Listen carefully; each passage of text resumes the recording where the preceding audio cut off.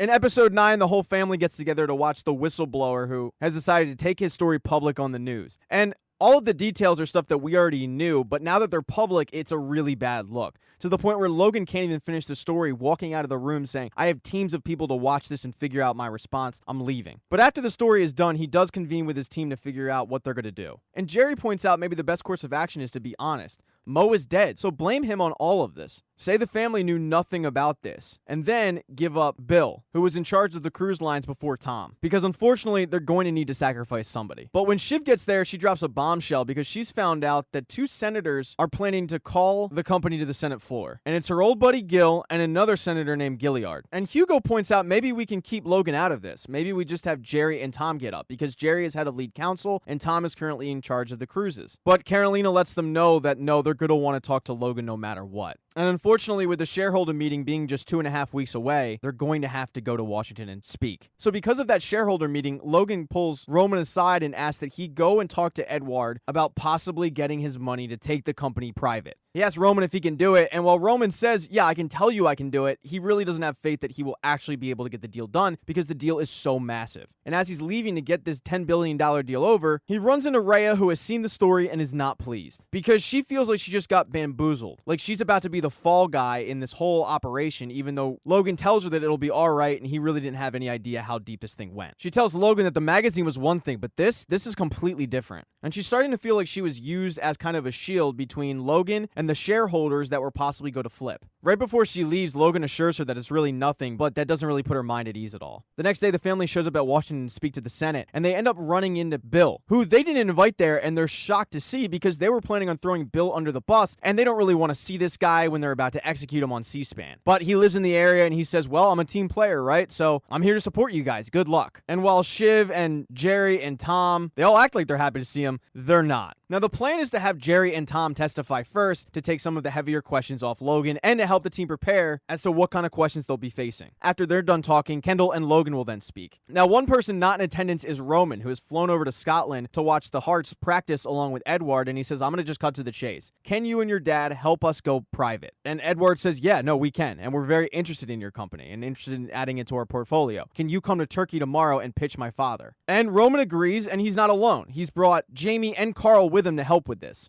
So the next day, all 3 of them head to Turkey, and as Roman is making his pitch, a couple of guys walk in the room with AK-47s, and Roman is completely thrown off. He has no idea who these guys are, and to make it worse, his security just left. Now, Edward and his team are telling him it's okay, but we have to go with these guys, and Roman's a little concerned because he doesn't know who these guys are. When they get down to the hotel lobby, he gets even more nervous because these guys with guns aren't letting people leave. And Edward lets him know that the guys with guns are a part of a group that is against corruption, and unfortunately, with the hotel being flush with investors, they're basically held hostage. So everybody's going to be there for a while. And with nowhere to go and really nothing to do, the group starts playing cards. But Edward does come over and lets them know some good news. Nobody's getting shot. And also, they are interested in the deal. There's just a few concerns. The first being, will the government allow the outside investment? And Roman lets him know about the power that Logan has in Washington. The second concern is the fact that they're under pressure from another bid. And Roman lets him know that that won't be a problem because if the money's big enough, they can close before the shareholder meeting. So it seems like on the surface, they have an agreement. But shortly after Edward leaves, somebody comes out and asks for everybody who's a foreign national to raise their hand. And Roman does that, and he says, Roman Roy, come with us, and they take Roman away. Now, back in Washington, Jerry and Tom are about to take the floor, and Tom is nervous as hell, even though he's been prepped. And he had reason to be nervous, because when he gets up there, Gil, Shiv's old employer, rips him to shreds going after him about Lester's nickname being Mo. And why was it that Tom was referring to him as Mo to everybody else, but when he emailed Lester, he never once referred to him as Mo? And the real story is Mo's nickname was Mo because his real name was Lester, Mo Lester. Although this was a nickname behind his back. And Tom plays it off like, well, his nickname was Mo because he was skeevy,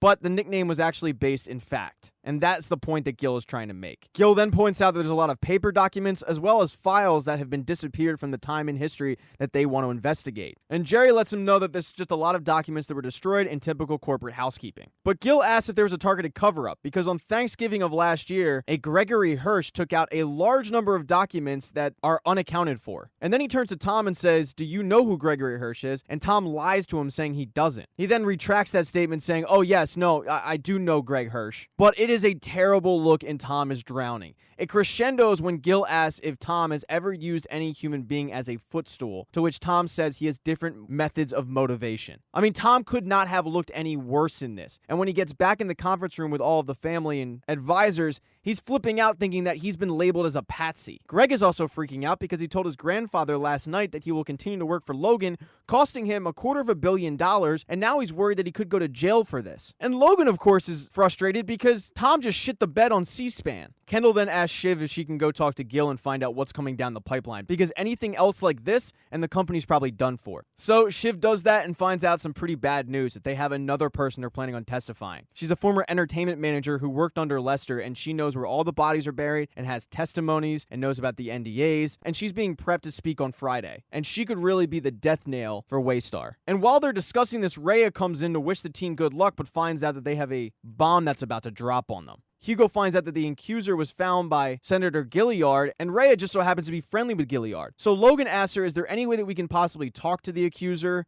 apologize, find out what she wants? And Rhea is like, are you kidding me? And Kendall points out that they have to try because she could change the entire narrative. So Logan orders that Shiv and Rhea head off and speak to her. So the two head off as Kendall and Logan get ready to speak to the Senate. And immediately Gil goes after Logan, asking what he knew, but Logan passes the buck to Kendall, saying that he was in charge during that period of time. And Kendall does a great job spinning the narrative on Gil, saying that this has nothing to do with Gil trying to clean up the cruise line industry, but more has to do with the fact that Gil is trying to get back at his old nemesis, Logan Roy. This is nothing more than a vendetta because ATN isn't very kind to Gil, the newspapers aren't kind to Gil, and this is just a senator with a vendetta trying to get his. Kendall finishes it off with challenging Gil to come after them because they have nothing to hide. And that is the narrative that the group will use for the entire week. They have nothing to hide, come and get us. And while Kendall is shining on C-SPAN, Rhea and Shiv have arrived to go talk to the accuser, but Rhea lets her know that I'm not going in there. And Shiv, you don't have to either if you don't want to. And Shiv says, well, no, I kind of do, because if I don't, and she's convincing enough, my family loses its company. So she finds the accuser and starts talking to her, and initially the woman is a little bit hesitant to talk to Shiv because she thought she was talking to Rhea. Shiv reassures her that she's not going to threaten her, she's not going to offer her money, she just wants to talk and listen. She tells the woman that if she does this, she's going to be labeled a slut and a whore by a lot of people for the rest of her life. Anytime her name is Googled, this is the narrative that's going to come up. And it's not from Shiv, it's just from the public. Shiv then goes on to admit that she doesn't trust her dad, but she thinks with the help of the accuser, she can clean up this industry and make it one of the cleanest companies around. The woman asks if she can trust Shiv, and Shiv says, no, you can't. The reality is you can't trust anybody right now, because I have my agenda, and the people that want you to speak, they have their agenda. So what you have to do is figure out what's best for you. What's your agenda? Because I can help you clean this up. And that little pep talk works. All of the advisors, along with the family, get together that night to kind of celebrate because it seems like they're out of the weeds a little bit. And the first person that approaches Logan is Bill. And Logan thanks him for his support, and he says, oh, of course. I mean, I have so many memories. I should write a book. I could. I mean, I have the diaries, but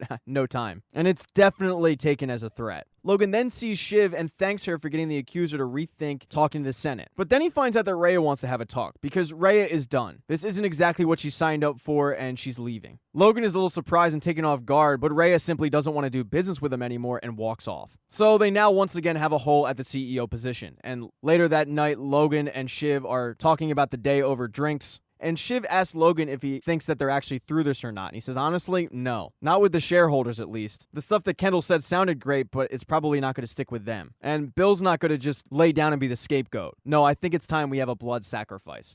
Thank you for watching this recap. If you do not see the next one up in the corner right there on the end screen, don't worry, it'll be up shortly.